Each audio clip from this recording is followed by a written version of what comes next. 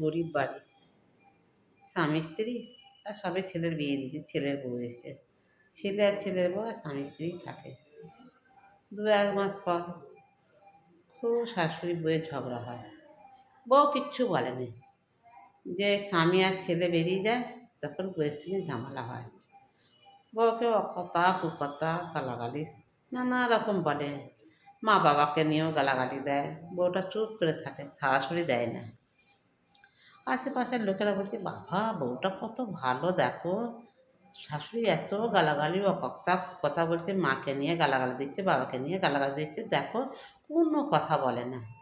বউটা কত ধৈর্যগুণ বলো, খুব ভালো ঘরের মেয়ে। আশেপাশের লোকেরা সবাই বলছে। একজন বলছে, দাঁড়া দেখি। গেটে পেরিয়ে যেতে পারছে না, গেট বন্ধ।